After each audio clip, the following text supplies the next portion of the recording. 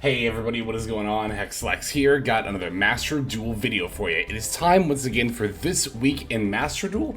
This is the weekly news series in which we cover all of the latest happenings in the game.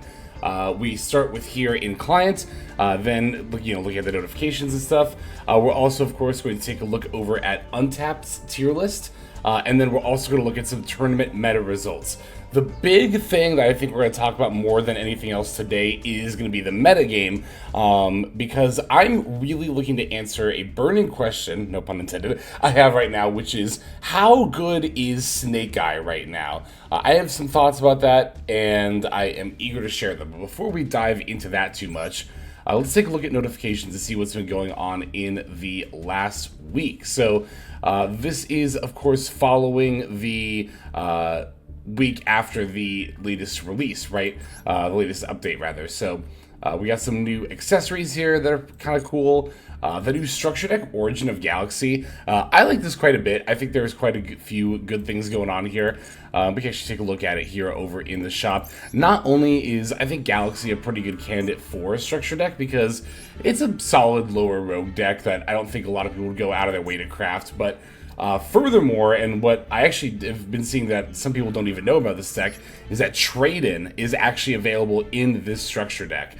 So if you're looking to pick up a playset of this card and don't want to drop the UR gems for it, or dust rather, then definitely look to pick up this structure deck. And I do think this is a pretty good time for trade-in to become so available in the game because of the Horus engine, right? Really dedicated Horus decks could easily make use of a card like trade-in. So honestly, very, very glad. I think I can speak for just about everyone when I could say that, you know, when the Blue Eyes deck came out, I really wanted trade-in to be in here and was really disappointed when it wasn't. So glad they did end up throwing it in the Galaxy deck. But more than just the accessories and the Galaxy deck, of course, last week did come with the release of the latest selection pack, bringing a few things that did actually shake up the meta a little bit here. The most notable of which, of course, is going to be the Fire King archetype.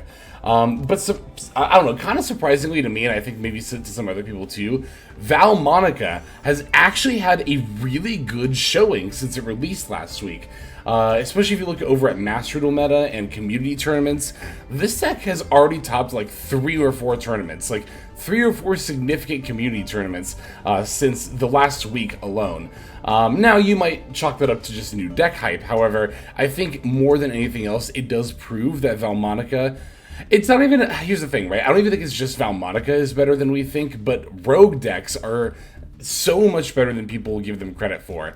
I see all the time people dismissing, calling, basically using rogue to call decks bad, but rogue decks are not bad. I've said it a million times and I'll continue to say it. Rogue decks are perfectly viable. They can get you to master, they can get you to master 1 even, and they can top tournaments as long as you're a dedicated enough pilot, right? And I don't know, I think that's true of a lot of archetypes. I think there's a lot of things that are underexplored right now in the meta. Sky Striker got some new support, as well as, of course, the Pendulum stuff as well, right? So beyond that, it does look like there is another new player campaign. This is a part of the update that a lot of people like myself who just know life this game probably missed. But if you are new to Master Duel, or if you've taken a break of 14 days or more, then you get some nice little login bonus rewards, including a copy of the new structure deck. You get some pack tickets for the Galaxy Eyes pack as well. UR Card Saga of the Dragon Emperors, and it looks like you get some, where's the image here? Yeah, 600 gems and 30 SR dust as well. Yeah, I mean, that's not bad. It's obviously not like, it's not enough to make it worth, like, not playing Master Duel for 2 weeks, right? Like, if you already are somebody who plays every day, you're going to make more than this in daily logins and stuff. So I don't think it's worth skipping 2 weeks just to get these rewards. But it is really cool for people who took a break and or are new to the game as well. Road to Worlds campaign is the current one that's going on right now, where the login bonuses we're getting right now, getting a royal copy of number C62 Neo Galaxy Ice Prime Photon, 1,000 gems, and then an icon as well. Cool stuff. And also, we have the WCQ event going on right now. First stage is happening now, and then the regional qualifiers will be next weekend.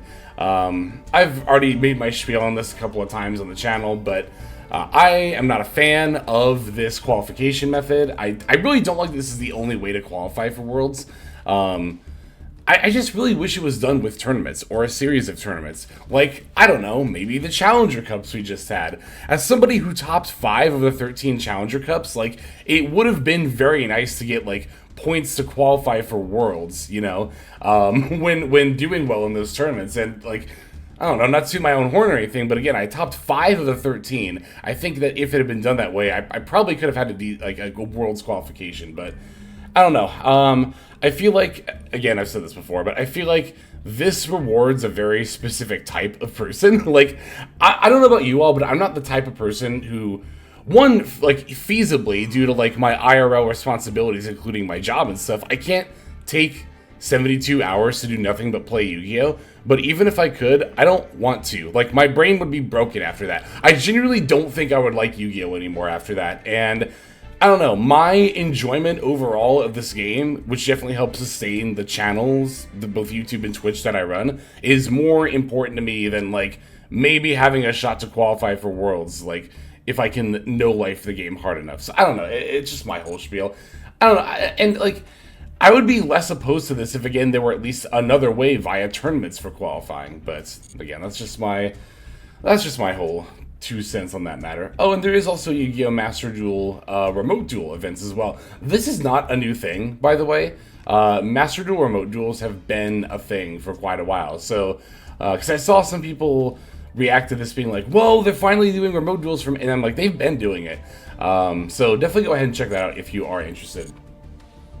Okay, that's everything we have to talk about in client. Let me pop over to Untapped here. So this is the Untapped meta tier list for Diamond and Master rank, and the time range is of the last week. So this is factoring in all of the new support, right? Now, this is only 1 week's worth of data, so I guess kind of take that with a grain of salt, right?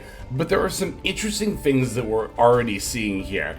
I think, to me, one of the most interesting things is just how much further down Snake Eye is now, despite still having an absurdly high popularity rating, right? This is something we've seen before in Snake Eye, having this high of a popularity rating, and up until now, it's always been one of the top 2, maybe 3 decks, usually just number 1, right? And then as the format went on, Snake Eye would just become both the deck with the highest popularity and the highest win rate. But immediately in this first week, we're already seeing that Snake Eye is starting to slip down.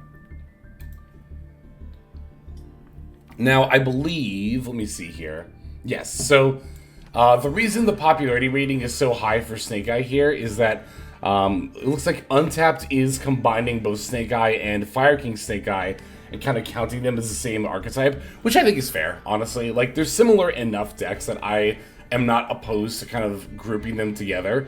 So keep that in mind too, right? This popularity rating is not just pure Snake Eye, and it's not just Fire King Snake Eye. This actually represents both. And I would argue that Fire King Snake Eye is, like, probably the more popular deck right now. Yeah, I mean, the Fire King stuff you can see here is 60%, right? That means that 40% of them are pure. So yeah, most of the time you are going to be seeing Fire King Snake Eye. So as I mentioned at the top of the video here, the burning question that I have is Snake Eye still the best deck?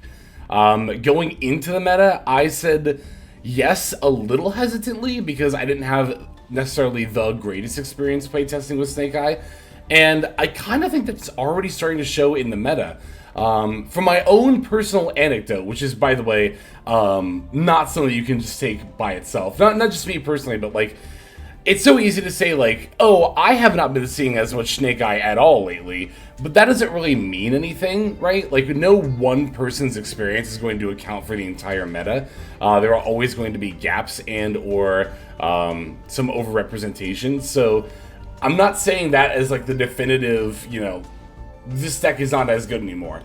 That said, while playing Snake Eye, especially while playtesting pure Snake Eye, with the new banlist hits before the banlist actually came out, I can tell you from experience that Ash and Wanted to 1 100% have a major impact on the deck, not just for consistency. That is, I think, the biggest mistake in this analysis that I've seen people make, is people are consistently saying, oh, it's only a consistency hit, oh, it's only a consistency hit. That is wrong.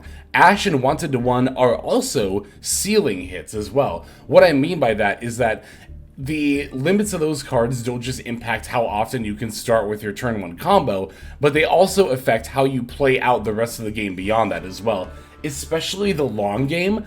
Snake Eye really struggles in the long game, right? Like, if it's not turn 1 or 2, Snake Eye is very noticeably worse than it was in the past, right? Because it's not as easy to recycle your resources. Wanted being at 1 makes it so that it's going to be in the graveyard so much less often, meaning it's not going to be able to put back your Sinful Spoils spell and trap cards. And you might be saying, well, okay, but Original Sin still recycles and is still very searchable. And while that is true, think about this. You can't, like, just infinitely loop Snake Eye Ashes anymore. Because if your Snake Eye Ashes in the graveyard and you try to put it back with Original Sin, you cannot search it with that same effect. Searching and then putting the card back happens simultaneously. So now, you kind of have to, like... There have been times where I'm like, do I have to use Oak during my opponent's turn to add the Ash back to hand? Like, is that actually the best play? Which is, of course, weakening your, board impact for that turn. Called by the Grave on Snake Eye Ash is, like, just a game ender now. Whereas before, it would be really rough, but you could still, feasibly do something about it. But now it's like, if that happens, I don't really know how you can reasonably expect to come back unless you, like, already have Oak in hand or something, right?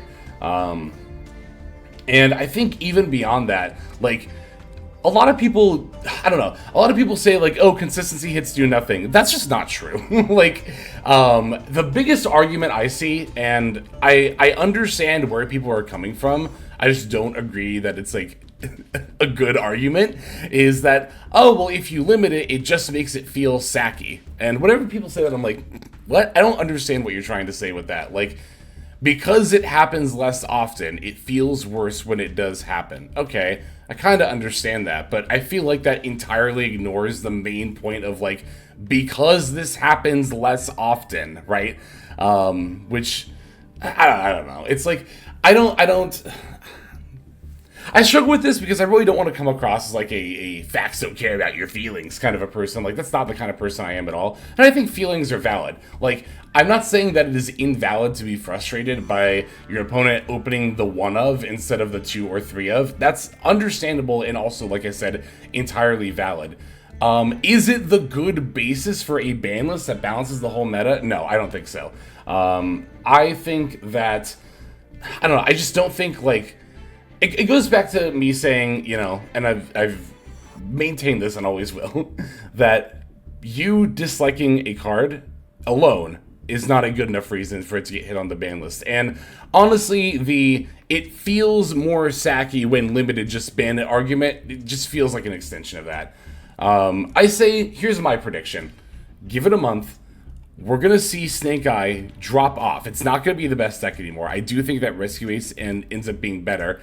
But honestly, more than that, I think we're in a meta right now that is very diverse in terms of both the number of decks played and also the deck's power level, right? Snake Eye's power level, as I predicted, has noticeably dropped, and even if it is still tier 1, which it probably is, to be honest, then even the Fire King variants, like, do not feel significantly stronger than all these other decks in the meta right now. So, like I said, I say give it a month. You're going to see Snake Eye fall off a little bit, and it's not going to feel nearly as oppressive. And then, I don't know. And then maybe we'll finally acknowledge that consistency hits do something. But I think the answer to that's going to be no, honestly. So, as far as the rest of the meta here, now that we've talked about Snake Eye a little bit, I'm actually surprised at how low Rescue Ace's popularity is. Maybe we'll see it go up if people do end up figuring out that... I say figuring out, but, like, I guess it is still debatable whether Rescue Ace is better than Snake Eye. I think it is, actually, not only just due to the overall consistency of the deck, but I think the release of SP Little Knight benefited Rescue Ace a lot more than I personally gave it attention, for the ability to basically kind of ensure that your Turbulence will always go off. I've been seeing more and more Rescue Ace players pick up on this lately, that, like, it's not hard to make Little Knight before the Turbulence, and then a lot of people who are saving Valor and Imperm before Turbulence will then not have anything to do with it, because the Little Knight can just tag out the Turbulence and then it will resolve. So, yeah, I think that this deck has a lot going for it right now. For sure, for sure. We see Brain Despia and Manadium at the top right now, but these also have fairly low popularity rating. Again, I do have to stress this is only 1 week's worth of data as well. It's only 38,000 games, which is still a lot more data than a lot of other sites have. But yeah, I definitely think that we see. Oh, look at this. Salamangreat's popularity rating has already halved. It's halved since the last meta. That's sad. I knew that would happen, but I guess before I haven't played Salad yet this season, so we will get there, though. All in all, though, I think about the meta as a whole, though, it's like I said, I do think that we are in a very good meta if you value diversity. And yeah, we're not in a place where Snake Eye is any more powerful than a lot of the other decks here. Now, that's not only my opinion, but so far the data shows that that is the case here, right? Despite being so popular, so. Okay, now that we've covered that, let's go ahead and pop on over to Master Duel meta. Oh, hang on, that's Master Duel. Here's Master Duel meta. No, I want the tournaments. Here we are. Okay, so now we're going to look at the tournaments from the past week. Normally, I'm a little picky, and I only pick tournaments that have, like, usually 50 or more players, that like a decent like representation. But here, there were only 5 in the last week, so I was like, let's look at them all, right? The DK Meta Weekly. Now, you might see this top cut breakdown and be like, oh, what are you talking about? Snake Eye Fire King is clearly the best deck if you look at this top cut here. But honestly, one thing to keep in mind is that this is literally the day the pack came out. And that's pretty telling, I think, by the fact that there's 7 Snake Eye Fire King, but no pure Snake Eye.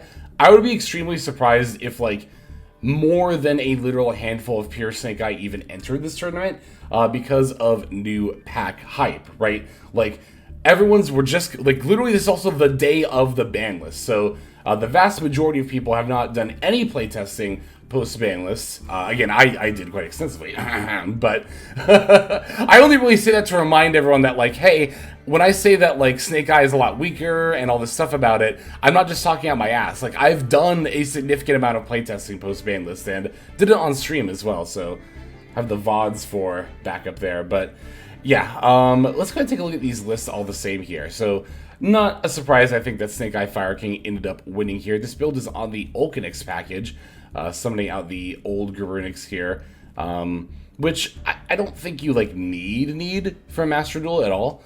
But it is a nice little option there, so. Another Fire King Snake Eye here. This build's not running the Ulcanix package, a little more standard. Most of them are on 3 Kieran, but I've seen, actually this one was on 2, wasn't it? Yeah. I've seen 2 and 3, but mostly 3, so. Here's another Fire King Snake Eye, again, pretty standard. Oh no, this is running the Ulcanix package, and 3 of the Ulcanix as well. Ooh, here's Runic Bestial doing well. Pretty cool to see. I think this is a very cool deck, and I do have some tentative plans to cover this deck possibly in the somewhat near future as well. Rescue Ace coming in top 8 here. A 50-card variant. Oh, Rescue Ace. It's so much like... Oh, it's also... Look at this. It's playing the Cyberus extra deck. Ooh, I almost missed that. That's cool. I can see that. Alright, another Fire King Snake Eye on the Garun or the Ulcanix package. It seems like for this particular tournament, that was the way to go.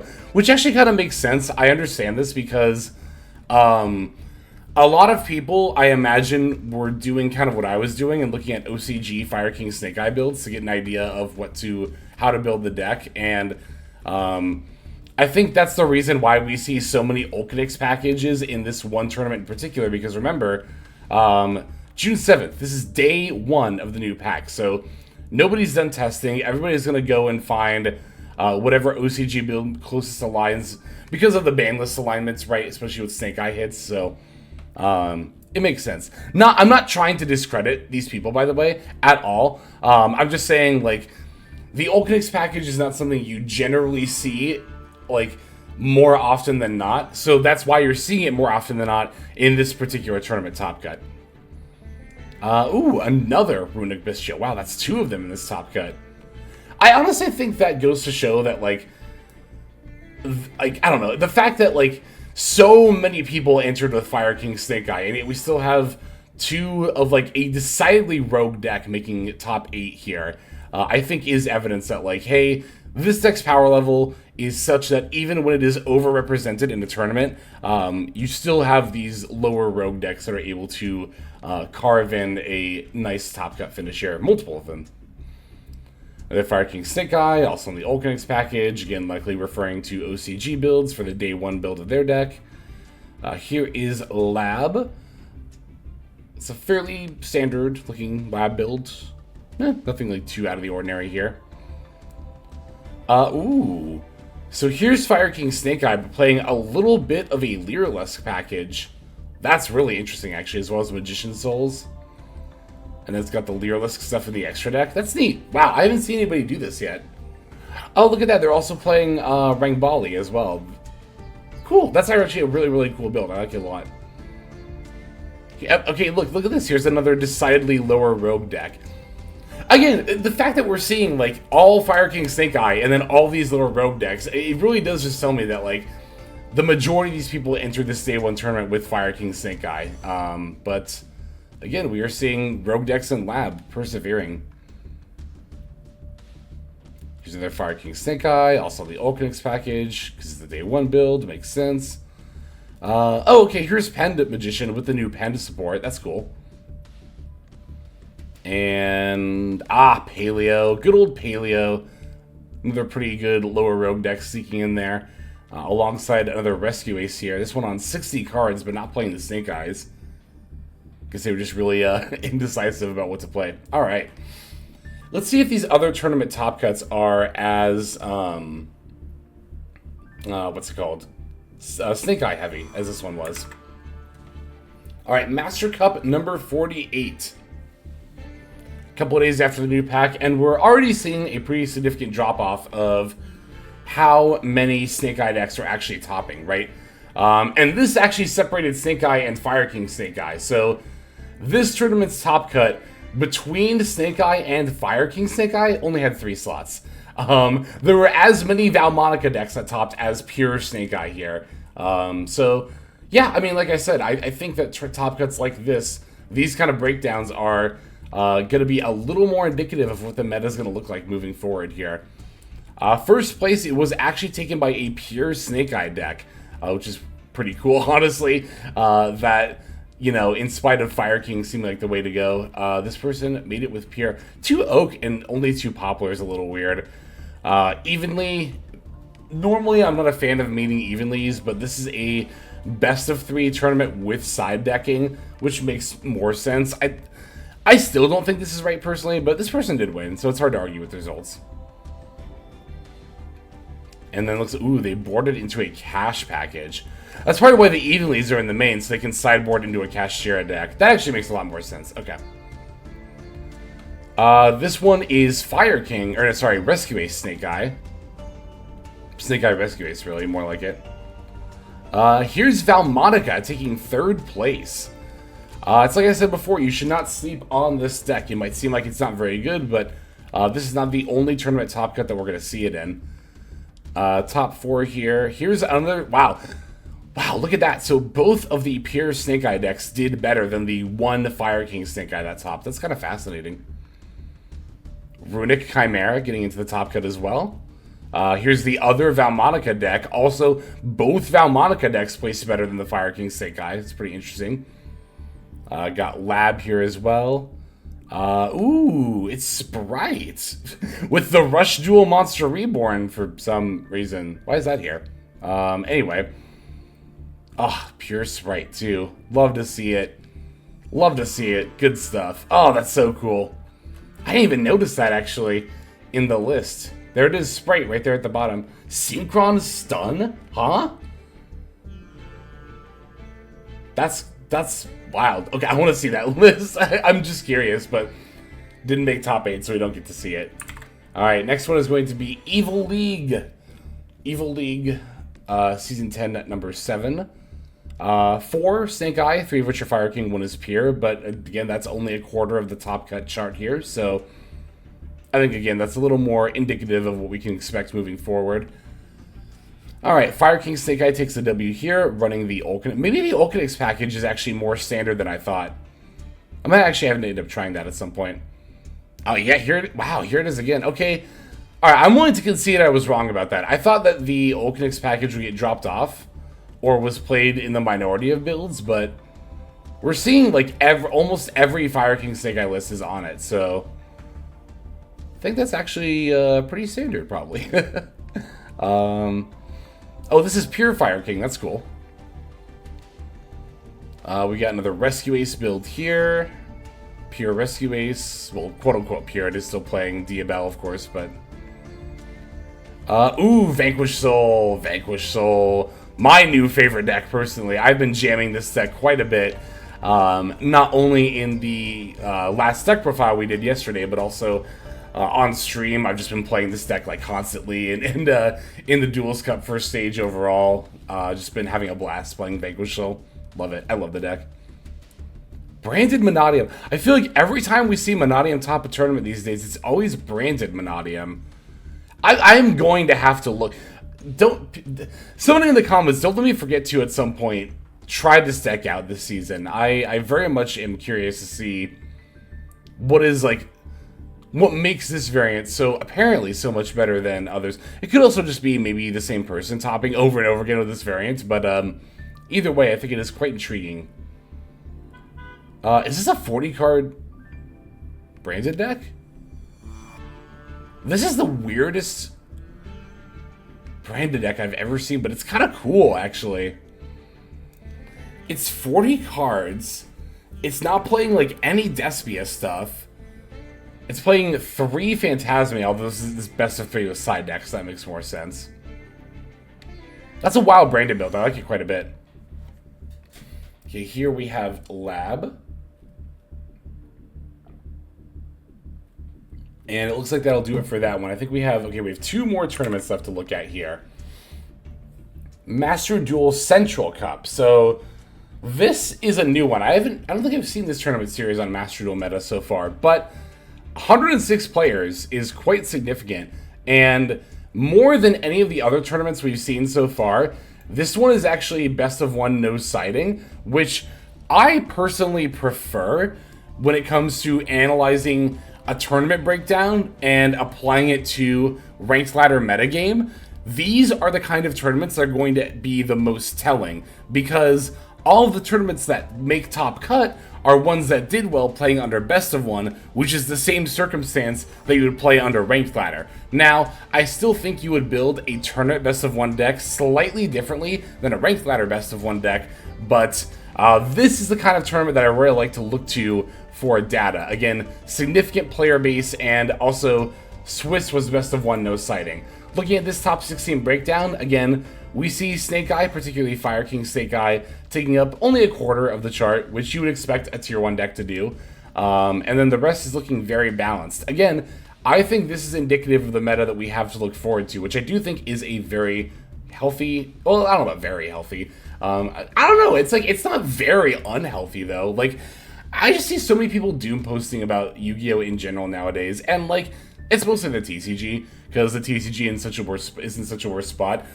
Because your ban list is ass, but I think that when it comes to Master Duel, this meta is looking very, very nice. I like it quite a bit. Looks like Fire King Snake Eye is taking the W here. I actually don't see the Ulcanix package here, but I do see Rang Bali, rather. Ooh, it's tier with 3 Revolution Synchron. Hell yeah.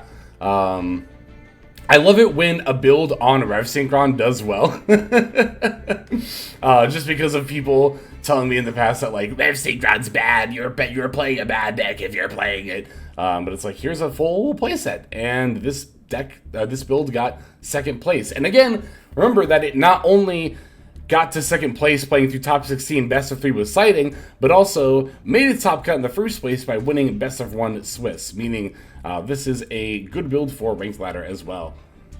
Ooh, I like this build a lot. I want to try it. Alright. Wow, here's another Fire King Snake Eye not on Olkinix. So now I'm like triple guessing myself about the Olkinix package. I think all in all, we're probably going to end up seeing that it's like, you can play it with or without it and still experience success. It's pretty optional, it looks like. Mathmech. I love Mathmech. I know I'm probably like the only person in the world who does, but I love this deck. And I think this deck is underrepresented, honestly. Like, this is the first time I've seen it in a tournament top cut in, I think, a couple of weeks. Although, I don't think we did one of these videos last week, so maybe that is the reason for that. But, yeah, I think this is still an extremely good deck. And again, even underrepresented, despite Circular still being at 3. Which is fine, by the way. This card can stay at 3. The rest of the meta has caught up to it. Oh, this is interesting. Wait, huh? Are we only using Snake Eye Ash to search Kurikara Divine Incarnate? Exactly. What is this? What is this deck? I mean, it's obviously an Adventure Horus deck, but like... Snake Eye Ash. The only target is Kurikara. We have original, and that's the only... Ash is the only target for it? That's wild. What is going on with this list? Thunder and Dragon. 2 level 8 normal monsters. How do you summon that? I don't understand what's going on with this deck right now, but it's cool. It's very innovative. I need to see this in action though, because there are some things I don't quite understand here. But I mean, obviously it works. It got top 8 in this significant tournament, so good for that person. Hell yeah.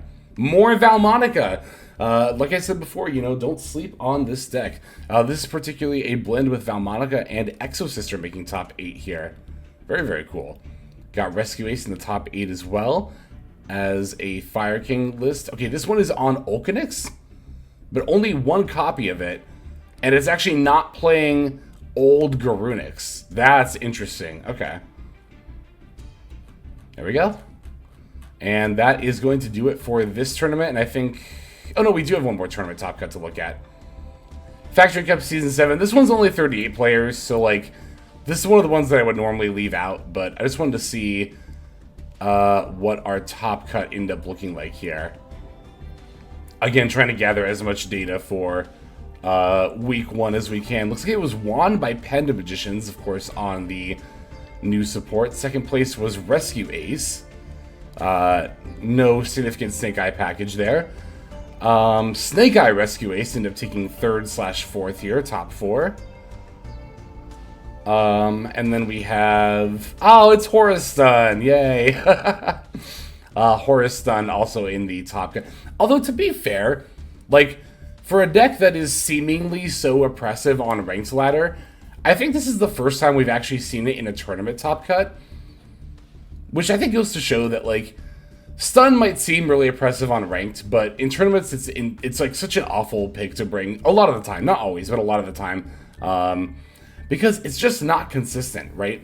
Stun can get there on a Ranked Ladder because you only need to win over 50% of your games. But when you're playing in a tournament and every single game counts, I don't think you can necessarily rely on a deck like Stun to always get you there. The same way you could other decks. But, I mean, here's another... Well, I was going to say a Stun deck because I saw Jowgen, but I don't think I'd call this a Stun deck. This is Spellbooks, actually. It's weird. It's Spellbooks, but... There's only 1 Prophecy monster here. It's kind of just like Spellcaster stuff with Horus. I don't know. Cool deck, though. It's a cool deck, for sure. Okay, here is another Fire King Snake Eye. This one is on Olkinix with the old Garunix. Yo! It's Cyber Spray! Oh my god! I hypothesized building this deck for quite some time before I just... worked on other things instead. But this person did it. They made Cyber Sprite with the gadgets and the Meow Mine.